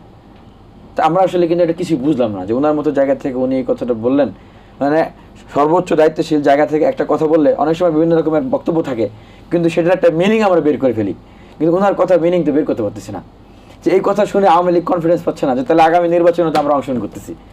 তাদের জায়গা থেকে এখন বলা হচ্ছে তোরা মিটিং মিছিল কর, গ্রেপ্তার হওয়া, সমস্যা নাই, নির্বাচনে তো আমরা অংশগ্রহণ করতেছি, হ্যাঁ আমরা কিছু না কিছু আসন তো বের করে নিয়ে আসবো, যে করেই হোক যদি বের করে নিয়ে আসতে পারি তখন তো তোদেরকে ফুলের মালা দেওয়া জেলখানাতে নিয়ে আসবো। এই জন্যই তো ছাত্রলীগের নেতারা হ্যাঁ সৈকত বলে যে ছাত্রলীগ জাগবে, এই জন্যই তো আপনার হচ্ছে হ্যাঁ এই যে শাহজাহান খান সে ধমক মারে যে আমার ইয়া খুলে দে, বেরি খুলে দে, নাহলে কিন্তু তোর ঘর বাড়ি শেষ করে দেবো, 14 গোষ্ঠী শেষ করে দেবো। এরা এত সাহস কোথায় থাকে? আবার এরকম করে হাত জাগায় যে হ্যাঁ ভোট দিবেন, সামনে নির্বাচন আসতেছে, কারণ আগামী নির্বাচনে যেন তারা অংশগ্রহণ করতে পারে, এইটা কিন্তু তাদের একটা মাস্টার প্ল্যানের অংশ আওয়ামী লীগের। আর এটা হচ্ছে কি সিস্টেমেটিক্যালি আপনি আওয়ামী লীগকে পুনঃপ্রতিষ্ঠা করা, নির্বাচনের বৈধতা সিস্টেমে। আওয়ামী লীগের এখনও নিষিদ্ধ করা নাই, কাজ হয় নাই, বলা হচ্ছে যে আইনি প্রক্রিয়া এই সেই অনেক কিছু হচ্ছে। আচ্ছা তাহলে এখন আওয়ামী লীগকে যদি এক্সিকিউটিভ অর্ডারে নিষিদ্ধ করা হয়, নিষিদ্ধ করে আপনি আইনি ট্রায়াল চালাতে থাকেন, কেন নিষিদ্ধ করবেন? এটা হাজারোটা কজ আছে আওয়ামী লীগকে এখন নিষিদ্ধ করার জন্য এক্সিকিউটিভ অর্ডারে। কি আওয়ামী লীগ এখন জাতীয় নিরাপত্তার জন্য হুমকি, বিভিন্ন জায়গায় তারা মিছিল টিছিল করতেছে, মানুষের জানমালের ক্ষয়ক্ষতি হবে, বিভিন্ন জায়গায় তারা গুপ্ত হত্যা করে বিএনপি তারপরে জামাত আমাদের নেতাকর্মীদের ছাত্রদেরকে গুপ্ত হত্যা করতেছে, বিভিন্ন জায়গায় মারতেছে, হামলা করতেছে, আক্রমণ করতেছে। তাহলে জাতির জন্য থ্রেট না? এক্সিকিউটিভ অর্ডার আপনি নিষিদ্ধ করে দেন, এরপরে বিচারিক প্রক্রিয়া আপনি চলমান রাখেন, যে বিচারিক প্রক্রিয়ার ভিতর দিয়ে আপনি আলটিমেটলি তাকে নিষিদ্ধ করে দেবেন। কিন্তু এটা কেন করা হচ্ছে না? এটা তো মানুষের জন্য হতাশার বিষয়। এরপরে আপনি নতুন দলের কথা বলতেছেন না, এখন এভাবে করে আওয়ামী লীগের তো সেই শক্তি নাই বাংলাদেশে নতুন দল গঠন করার, যদি না আসলে আমাদের এই মানে স্টেট মেকানিজমের ভিতরেই তাদের যারা ঘাপটি মেরে লোকজনরা আছে তারা সুযোগ না করে দেয়। এখন আমি সেই কথাটা যদি বলি, দেখেন শেখ হাসিনা কেমনে পালাই গেল? তার তো দেশেই থাকার কথা ছিল। আমি কি তাকে পালাইতে দিতাম? আপনি পালাইতে দিতেন? আপনি পালাইতে দিতেন না। সর্বোচ্চ কি তাকে হয়তো আমরা মেরে ফেলতাম না, তাকে আমরা আইনের মুখোমুখি করতাম, কিন্তু তাকে পালাই দিতে চাইতে দিল কারা? তাহলে যারা তাকে পালাই যেতে দিছে তারা কি বাংলাদেশের বাইরে না তারা দেশে আছে? ওবায়দুল কাদের সহ আওয়ামী লীগের নেতারা যারা দেশ থেকে পালাই দিতে দিছে তারা কোথায়? তারা এই মেকানিজম এই লোকেরা তারা কি দেশের ভিতরে আছে না দেশের বাইরে? দেশের ভিতরেই, এই বিপ্লবীদের সাথেই তারা কিন্তু মিলেমিশে আছে। তাহলে আওয়ামী লীগকে আছে না দেশের ভিতরে? আছে তো। তো তারা তো তাদেরকে ব্যাক করে নিয়ে আসার কাজ করতেছে। এখন আপনি আওয়ামী লীগের এই থ্রেট এটাকে যদি বন্ধ করতে চান, এটা তো জুলাইয়ের যারা জীবন দিয়েছে, রক্ত দিয়েছে, এটা তো তাদের প্রতি একটা কমিটমেন্টের জায়গা। আপনি আহতদের কাছে যান, আপনি শহীদ পরিবারের কাছে যান, যারা আমাদের মতো যারা রাজপথ থেকে আমরা অত্যাচারিত হয়েছি, নির্যাতিত হয়েছি, আন্দোলন করেছি, এরকম বিশ্ববিদ্যালয় কলেজের ছাত্রছাত্রীদের কাছে যান, যা জিজ্ঞেস করেন যে আপনারা কি চান যে আগামী নির্বাচনে আওয়ামী লীগ আসুক না চান না? 100% বলবে যে আমরা আওয়ামী লীগকে চাই না। হ্যাঁ, তারপরে কোনো এই বিষয়ে সিদ্ধান্ত গ্রহণ করা হচ্ছে না। নিশ্চয়ই আমরা আলোচনা আবার ফিরে। প্রিয় দর্শক, আমরা আবারও একটা ছোট্ট বিরতি নিচ্ছি। কেমন বাংলাদেশ চাই আয়োজন আমাদের সাথে অতিথি হিসেবে রয়েছেন বাংলাদেশ ছাত্র অধিকার পরিষদের সভাপতি বিনিয়ামিন মোল্লা, রয়েছেন দেশ ভয়েস অফ দ্য নেশনের কো ফাউন্ডার তৌসিফ আকিব খান ওবর রয়েছেন আমাদের সাথে। আমরা দুজনকে নিয়ে আবার আমাদের ইসমানী মির্জা বর্ষবরাত্রিতে ফিরে আসবো। ছোটটা বিরতি নিচ্ছি। ইসমানী মির্জা বর্ষবরাত্রিতে আবারও ফিরে এসেছি। অতিথি হিসেবে রয়েছেন বাংলাদেশ ছাত্র অধিকার পরিষদের সভাপতি বিনিয়ামিন মোল্লা, রয়েছেন দেশ ভয়েস অফ দ্য নেশনের ফাউন্ডার তৌসিফ আকিব খান ওবর। আমরা একটা খুবই বেদনাদায়ক একটা আলোচনায় যাচ্ছি, সেটি হচ্ছে আসলে এই বাংলাদেশকে আমরা চাই কিনা। আমরা জুলাই আন্দোলনে গুলিবিদ্ধ শহীদ জসিমউদ্দিন হাওলাদার মেয়ে লামিয়া, যেটি খুবই একটি আলোচিত বিষয়, সংঘবদ্ধ ধর্ষণের শিকার হওয়ার পর তিনি আত্মহত্যা করেছেন। তার বাবার কবর জিয়ারত করে, যিনি এই জুলাই আন্দোলনে নিহত হয়েছেন, তার বাবার কবর জিয়ারত করেছে সেই মেয়েটি তার নানার বাড়ি যাবার পথে তাকে সংঘবদ্ধভাবে ধর্ষণ করা হয়। পরবর্তীতে তিনি ট্রমাটাইজ হয়েছিলেন এবং গত 2-3 দিন আগেই তিনি আত্মহত্যা করে মারা গিয়েছেন। এখন এই জুলাই বিপ্লবে যে শহীদদের মেয়েরা, সন্তানরা যদি লাঞ্ছিত হয়, অপমানিত হয়, ধর্ষিত হয়, তাহলে সেই বাংলাদেশকে আমাদের তরুণরা কি সেই বাংলাদেশের অপেক্ষায় আছে না? আমরা এটা নিয়ে আপনার বিশ্লেষণ কি? না, অবশ্যই আমরা জাতি হিসেবে আসলে লজ্জিত যে শহীদ পরিবারের সন্তানদেরকে আমরা প্রোটেকশন দিতে পারছি না, বা তাদের ফ্যামিলি মেম্বার্সদেরকে আমরা প্রোটেকশন দিতে পারছি না। এবং যখনই ধর্ষণের বিষয় আসে তখন দায়িত্বশীল জায়গা থেকে বলা হয় যে আগেও ধর্ষণ হতো, শুধু প্রচার হতো না, এখন প্রচার হচ্ছে অ্যাটলিস্ট। তো এই ধরনের স্টেটমেন্ট যখন দেওয়া হয় আসলে এটা বেদনাদায়ক। এবং আমাদের শহীদ পরিবার আমাদের সর্বোচ্চ লেভেলে আমরা তাদেরকে প্রোটেকশন দিতে পারি। যেমন আপনি 1971 সালের কথাই ধরেন, যেটা আপনি হয়তো জানবেন যে মোহাম্মদপুরে কিন্তু অনেক শহীদ পরিবারদেরকে বাসা দেওয়া হয়েছে বা তাদেরকে অনেকভাবে সহায়তা করা হয়েছে। আমি কিন্তু 8 মাস পার হয়ে গেল, আর্থিক সহায়তা কিছু দেওয়া হয়েছে, কিন্তু যেই লেভেলের কমিটমেন্ট দেওয়া হয়েছিল অগাস্ট 5-এর পরে যে শহীদ পরিবারদেরকে যেভাবে রিহ্যাবিলিটেট করা হবে, আমি কিন্তু সেরকম কোনো কিছু দেখছি না। রাদার তাদের উপর আরও অত্যাচার করা হচ্ছে। যে মেয়েকে ধর্ষণ করা হয়েছে আমি দেখছি না যে তাদের যারা অ্যাকিউজড পিপল তাদেরকে বিচারিক প্রক্রিয়া আনা হচ্ছে। আমি এখানে গড়িমসি দেখছি, কেন অ্যারেস্ট করা হচ্ছে না? সরকার তো ইন্টারিম গভর্নমেন্ট, জনগণের সরকার বলা হচ্ছে, তাহলে অ্যারেস্ট করছে না কেন? কার অদৃশ্য পাওয়ার এখানে ব্যবহার করা হচ্ছে? এবং শুধু যে এই ধর্ষণ কাহিনী হয়েছে তা কিন্তু না। গতকালকে আমি নিউজে দেখলাম যে 14 বছর বয়সী একটা তরুণীকে ধর্ষণ করা হয়েছে, 24 বছরের একজন, ক্লাস 8-এ পড়ে মেয়েটা। ধর্ষণ তো থামছে না। আমাদের রিসার্চ অনুযায়ী দেশের 49% জনগণ মহিলা ভোটার। তো 49% ভোটার যে দেশে, সেখানে মহিলাদের কোনো প্রোটেকশন নাই। আপনি কি বলতে পারবেন যে রাত 12টার সময় একটা মেয়ে একা একা রাস্তা দিয়ে হেঁটে যেতে পারবে এই কারওয়ান বাজারে? পারবে না। সে বোরখা পড়ুক, সে শাড়ি পড়ুক, সে যেইটে পড়ুক না কেন। আমাদের মাইন্ডসেটের সমস্যা। যতই সরকার বদল হোক, যতই স্ট্রিক্ট সিস্টেম আসুক না কেন, আমাদের মাইন্ডসেটে যদি পরিবর্তন না আসে এটা আসলে হবে না। ওই যে ধর্ষণ করছে সে তো আর দেখে ধর্ষণ করে যে শহীদ পরিবারের কিনা, তার মাইন্ডসেটটা এরকম জঘন্য, নোংরা। এবং আপনি দেখেন আমাদের কিন্তু আইন আছে, আইনের প্রয়োগ নাই। আইনের প্রয়োগ নাই বলেই তো ধর্ষকরা আরও এরকমভাবে বিভিন্ন ধরনের ইনসিডেন্ট ঘটিয়ে বেড়াচ্ছে। জি, আমি আবার শেষ মুহূর্তে কোনো সময় থাকলে আপনার কাছে আসব। আমি এই ঘটনাটার সাথে যেটি দুঃখবোধ হয়, রাষ্ট্র কিন্তু মনে করি যে এই জায়গাটায় তার বাড়ি গিয়ে সরকারের পক্ষ থেকে, প্রধান উপদেষ্টার পক্ষে তো যাওয়া সম্ভব না হতে পারে, যে কোনো প্রতিনিধি গিয়ে যখন এই ঘটনাটা ঘটলো সাথে সাথে মেয়েটিকে রেস্কিউ করা দরকার ছিল, তাকে একটা ট্রমাটাইজ অবস্থা থেকে চিকিৎসা ব্যবস্থা করা দরকার ছিল, তার সিকিউরিটি সেফটি দেওয়া দরকার ছিল। তো মেয়েটি তো আত্মহত্যা করলো, মরে গেল। কিন্তু এখন যে বিষয়টি সেটা হচ্ছে যে প্রফেসর ডক্টর ইউনূস কিন্তু নিজেই বলেছেন, তিনি ভারতের প্রধানমন্ত্রী নরেন্দ্র মোদীকে বলেছেন শেখ হাসিনাকে চুপ রাখার জন্য, যে ফ্যাসিসের কারণের জন্য কিন্তু দেশের এই দুর্গতি, অন্যায়, অত্যাচার হচ্ছে। মোদী নাকি বলেছেন আমি তাকে চুপ রাখতে পারছি না, পারবো না। আপনি কীভাবে দেখেন যে যিনি কিছুক্ষণ আগে মিস্টার অব্র বলছিলেন যে কোনো সময় আবার শেখ হাসিনা যে হুক্কার দেয় যে কোনো সময় আবার দেশে এসে একটা অরাজকতা তৈরি করতে পারে, আপনার বিশ্লেষণ কি? নাম্বার 1 হচ্ছে যে দেখেন, একটা পর্যায়ে কিন্তু আমাদের অনেক ছাত্র বন্ধুদেরকে ডিবির গারদে তুলে নিয়ে যে আটকে রাখা হলো। তো অনেকে ভেবেছিল আন্দোলন মনে হয় শেষ, তাই না?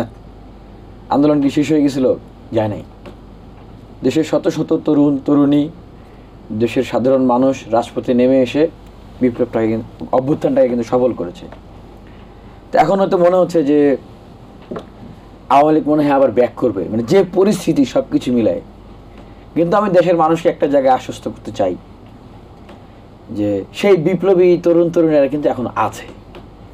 ওয়েদার তারা হয়তো এমপাওয়ার্ড হয় নাই রাষ্ট্রীয়ভাবে, হ্যাঁ, তাদেরকে বিভিন্ন ধরনের সুযোগ সুবিধা দিয়ে তাদেরকে শক্তিশালী করা হয় নাই, বাট তারা কিন্তু আছে।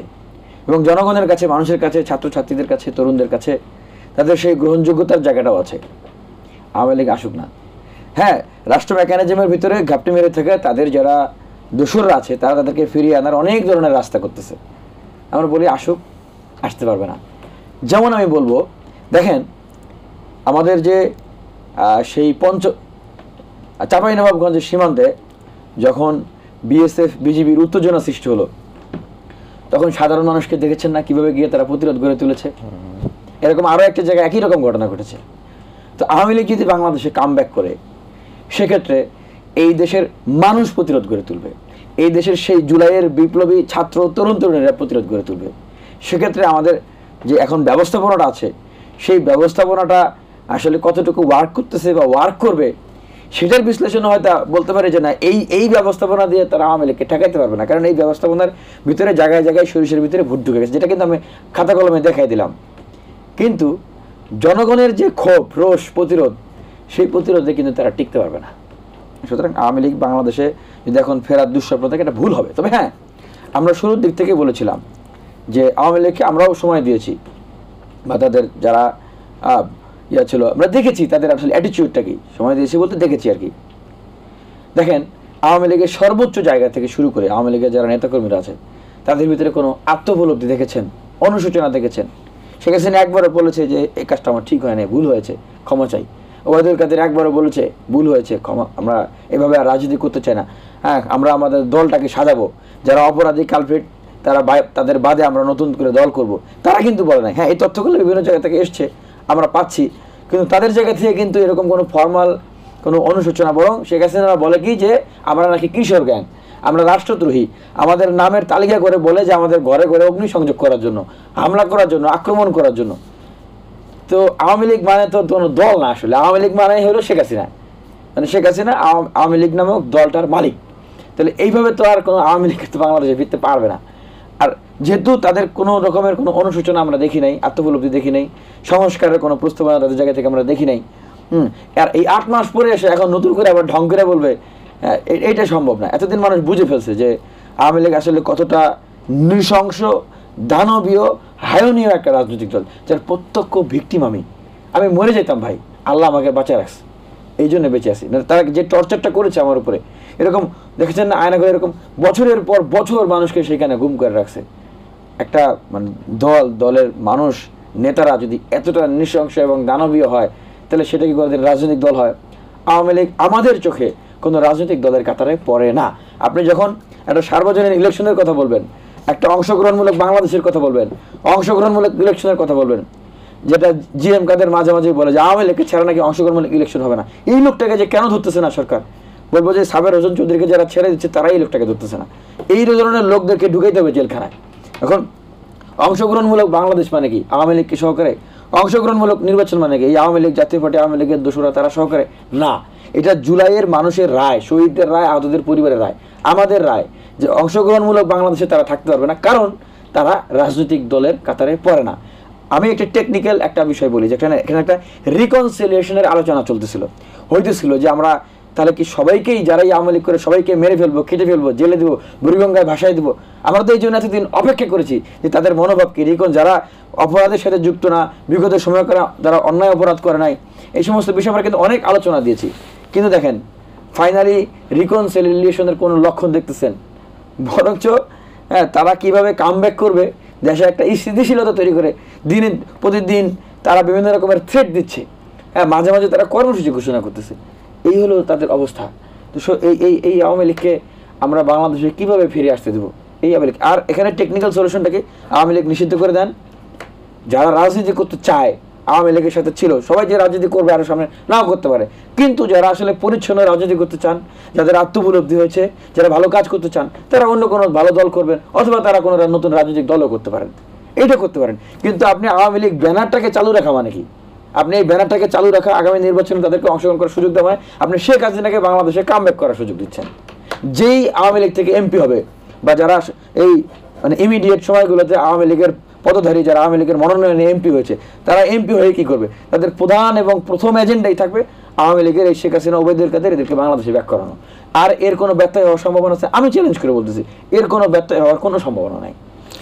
নিশ্চয়ই আমরা আলোচনা শুনলাম মিস্টার অর্পা। আমরা দেখতে পাচ্ছি যে প্রফেসর ডক্টর ইউনূস কিন্তু বলেছেন যে এই মাসের শেষ সপ্তাহে অথবা আগামী মাসের প্রথম দিক থেকে শেখ হাসিনার এবং যারা গণহত্যাকারী তাদের বিচার শুরু হবে। তো যে খুব মিস্টার মোল্লা করলেন যে এদের বিচার বিলম্বিত হচ্ছে, তাদেরকে কেন আটক করা হচ্ছে না, জাতীয় পার্টির কথা উল্লেখ করলেন। তো বিচার প্রক্রিয়া শুরু হয়ে যাবে আশা করা যাচ্ছে, এবং সেখানে যদি দোষী সাব্যস্ত হয় নিশ্চয়ই সেখানে নির্বাচন প্রক্রিয়ার মধ্যে আসতে পারবে কিনা সেটি তো আমাদের আইনের একেবারে স্পষ্টভাবে বলা আছে। তো সে অবস্থায় যে এই বারবার একটা কথা আসছে আওয়ামী লীগ কামব্যাক, আওয়ামী লীগ কামব্যাক, আপনি কীভাবে দেখেন? আমি আওয়ামী লীগের কামব্যাকটা ওইভাবে দেখি না আসলে। কারণটা আমি বলি, যদি বিচারিক প্রক্রিয়ায় যদি আসলেই শেখ হাসিনাকে দোষী সাব্যস্ত করা হয়, she is not coming back, India থেকে ফেরত দিবে না, এটা একটা রিয়ালিটি। আপনি যদি 5ই আগস্টের আগে পরে ইন্ডিয়ান কিছু পডকাস্ট বা নিউজ চ্যানেলের খবর দেখেন, তারা কিন্তু শেখ হাসিনাকে বাংলাদেশের প্রাইম মিনিস্টার বলে সম্বোধন করে না, তারা ক্যাটেগরিক্যালি ইন্ডিয়ান অ্যাসেট বলে সম্বোধন করে। সো সেই ইন্ডিয়ান একটা পারপাস এখানে সার্ভ করে গিয়েছে, হয়তো বা মেবি, যেটা আমরা জানিও না আসলে, বাট সেটা করেছে, সে তো ওখানে আশ্রয় পেয়েছে। আপনি দেখেন সোশ্যাল মিডিয়াতে বক্তব্য থামানো যাবে না, মোদি বলেছে, অথচ মোদি নিজের দেশের স্ট্যান্ড আপ কমেডিয়ানকে ঠিকই জেল হাজতে পাঠাচ্ছে, তাদের নামে কেস ঠুকে দিচ্ছে, because they are criticising the government. তো ফ্রিডম অফ স্পিচ কোথায় ইন্ডিয়াতে? নাই। কিন্তু হাসিনার ক্ষেত্রে আবার he is becoming hypocrite. So আমি মনে করি যে আসলে আওয়ামী লীগ হয়তো কাম ব্যাক করবে না, কিন্তু যেটা ভাই বললেন যে মেবি যদি নিষিদ্ধ হয় বা নিষিদ্ধ না হলে পরেও they will try to form new political parties, refined Awami League যে কথাটা 1 মাস আগে উঠেছিল আর কি, হয়তোবা তারা সেইভাবে একটা কাম ব্যাক করতে পারে। কিন্তু আমি মনে করি যে আওয়ামী লীগের ওই সাংগঠনিক পাওয়ারটা নাই বা ওই বেসটা নাই আর, যে তারা একটা ইলেকশন করবে। কারণ আপনি দেখেন ইলেকশন করতে গেলে পরে আপনি যদি 300টা আসনেও প্রার্থী দেন, আপনার সাংগঠনিক অনেকভাবে আপনাকে স্ট্রং থাকতে হবে, হয়তোবা সেটা আওয়ামী লীগের এখন নাই। সো আমি এই ইলেকশনে তাদেরকে আসলে দেখছি না যে তারা একটা কাম ব্যাক করতে পারবে। হয়তোবা কোনো একটা নেগোসিয়েশন বা কম্প্রোমাইজ আসতে পারে, দ্যাট মাইট বি পসিবল, কিন্তু আমি ওইভাবে একটা কাম ব্যাক আমি এটা দেখছি না। বা শেখ হাসিনার যে বিচার হওয়ার পরে যে সে বাংলাদেশেও ব্যাক করবে, সেটাও আমি দেখি না। কারণ আপনি দেখেন বাংলাদেশ কিন্তু আপনার যেটা ইন্টারন্যাশনাল ক্রাইম ট্রাইব্যুনালের যিনি ছিলেন প্রসিকিউটর, সে কিন্তু বলেছে যে এই কেস কিন্তু আইসিজিতে যাবে না। দেয়ার ইজ এ রিজন আইসিজিতে যাবে না, কারণ আইসিজিতে গেলে পরে শেখ হাসিনার ফাঁসি দেওয়া যাবে না, মানে ক্যাপিটাল পানিশমেন্ট মানা আইসিজিতে। সো দে আর ট্রাইং যে শেখ হাসিনাকে হয়তো ফাঁসিয়ে দিতে হবে, কিন্তু আপনি ডেফিনেটলি শিওর থাকেন that she is not coming back. তাহলে ইন্ডিয়া তাকে কোনো না কোনোভাবে প্রোটেকশন দিবে, এবং এটা I guess message to all the Indian allies যে ভাই তুমি যদি আমার কথা শুনে কাজ করো, তাহলে দেখেন আমি তোমাকে হাসিনার মতন একটা প্রোটেকশন দিতে পারি। সো ইন্টারন্যাশনাল ডিপ্লোমেসি, যেটা আমার খুব হতাশাজনক যে ব্যাপারটা, যে বাংলাদেশ গভর্নমেন্ট ডিপ্লোম্যাটিক্যালি বা পলিটিক্যালি কোনো প্রেশার ক্রিয়েট করতে পারলো না। রাদার সর্বোচ্চ দায়িত্বশীল জায়গা থেকে 7 সিস্টার্স নিয়ে আমরা মন্তব্য করি, সেটা করে কিন্তু আমরা একটু হলেও নেগোসিয়েশনটাতে ব্যাকফুটে চলে গিয়েছে। এটা কিন্তু আমাদেরকে একটু উপলব্ধি করতে হবে। যার কারণে কিন্তু আপনি দেখেন যে এই কথাটা বলেছে যে সোশ্যাল মিডিয়াতে থামাতে পারবে না, এটা কিন্তু এই মিটিংয়েই বলেছেন তিনি। তার আগে কিন্তু 7 সিস্টার্স নিয়ে মন্তব্য করা হয়েছে। সো আই থিঙ্ক আমাদের ডিপ্লোম্যাটিক্যালি এবং পলিটিক্যালি একটু কনসিয়াস থাকতে হবে যখন আমরা কমেন্ট মেক করছি, এবং যেখানে ইন্টারন্যাশনাল পার্টিস আর ইনভলভড, তারা কিন্তু সব কিছু নোট করে রাখে। সো আমি আশা করব যে বাংলাদেশে একটা সঠিক নির্বাচন হবে, গণতন্ত্রে আমরা ফিরব, এবং যারা গণতন্ত্রের পক্ষের শক্তি, যারা কোনো ধরনের কোনো মানবতা বিরোধী অপরাধ করেনি, তারাই সরকার গঠন করবে, তারাই দেশ পরিচালনা করবে, সেটা যেই কেউ হতে পারে। কিন্তু বর্তমানে আসলে নির্বাচনটা আমাদের দরকার, কারণ আমরা যতই বিলম্ব করব ততই কামব্যাক স্টোরিটা আরও স্ট্রং হবে। দেখবো রিফাইন্ড আওয়ামী লীগ না, অ্যাকচুয়াল আওয়ামী লীগে হয়তো বা দেখবো চলে আসছে। সো আমাদের জন্য নির্বাচনটা একটু হলেও আমাদের জিনিসটাকে একটু অ্যাক্সিলারেট করা উচিত বলে আমি মনে করি। জি, নিজের শেষ আলোচনা মিস্টার মোল্লা, আমাদের টাইটেলটা ছিল কেমন বাংলাদেশ চাই। আপনি বলবেন কি, অনেক অনেক যুদ্ধ করেছেন, যুদ্ধে লড়াইকু সৈনিক হিসাবে আপনারা এখনও সম্মুখ সারিতে আছেন। আমরা আপনাদের কাছ থেকে অনেক প্রত্যাশা, যারা আজকে প্রবীণরা রয়েছেন দেশের সকল আপামর মানুষের কাছে। তো আমরা আসলে কী বাংলাদেশ দেখতে চাই, কেমন বাংলাদেশ দেখতে চাই? আমরা কি আবারও কি একই রকম হতাশার বাংলাদেশে ফিরে যাব কি না? আবারও কি রাজনৈতিক সেই প্রতিহিংসা সে জায়গায় চলে যাব কি না? গুম খুন লুটের রাজনীতিতে আমরা চলে যাব কি না? বাংলাদেশকে কীভাবে আপনি দেখতে চান? নাম্বার 1 হচ্ছে বাংলাদেশে আমরা আর পেশি শক্তি, প্রতিহিংসা, কালো টাকা, সিন্ডিকেট, কমিশন, এই ধরনের রাজনীতি দেখতে চাই না। আমার বাংলাদেশে যে রাজনীতিটা এখন দরকার বাংলাদেশে, সেটা হচ্ছে যে বাংলাদেশের ডেমোগ্রাফিক ডিভিডেন্ড এখন সেই বেকার তরুণরা যারা আছে তাদের কর্মসংস্থানের ব্যবস্থা করতে হবে। আমাদের বিশ্ববিদ্যালয় কলেজের যে তরুণ ভাইয়েরা রয়েছেন, বোনেরা রয়েছেন, তাদেরকে আন্তর্জাতিক মানের জনসম্পদে রূপান্তরিত করতে হবে। দেশ তাহলে এমনিতেই আগায় যাবে। এবং বাংলাদেশে আমরা বিগত সময়ে যে পলিটিক্যাল কালচার দেখছি, বিশ্ববিদ্যালয় কলেজ হলগুলোতে অত্যাচার, নির্যাতন, গ্রীষ্মে নির্যাতন, ধর্ষণ, খুন, এই জায়গাগুলো যেন আর কখনোই বিশ্ববিদ্যালয়গুলোতে না আসে। আমি একজন ছাত্রনেতা হিসেবে এই কথাটা বলবো যে বাংলাদেশের বিশ্ববিদ্যালয়গুলোকে আমরা যদি সেই পরিবর্তনের হাওয়াটা দিতে পারি, এটা বাংলাদেশের জাতীয় পর্যায়ে ইম্প্যাক্ট করবে। কারণ এটাই যে ছেলেটা আজকে বিশ্ববিদ্যালয়ের শিক্ষার্থী, যে মেয়েটা আজকে বিশ্ববিদ্যালয়ের শিক্ষার্থী, সেই ছেলেটা সেই মেয়েটাই কিন্তু আগামী দিনে রাষ্ট্রের বিভিন্ন গুরুত্বপূর্ণ আমলা হচ্ছেন, সাংবাদিক হচ্ছেন, ব্যবসায়ী হচ্ছেন, হ্যাঁ, বিভিন্ন জায়গায় যাচ্ছেন, তারাই কিন্তু ভবিষ্যতে বাংলাদেশের সেট আপে যাচ্ছেন। তো এইখানে সেই কালচারটা যদি গড়ে ওঠে, তাহলে ভবিষ্যতে কিন্তু সেই মেকানিজমের জায়গায় সেই মনস্তত্ত্ব এবং সেই ভালো পরিবেশটা কিন্তু তৈরি হবে। এটা বাস্তবতা।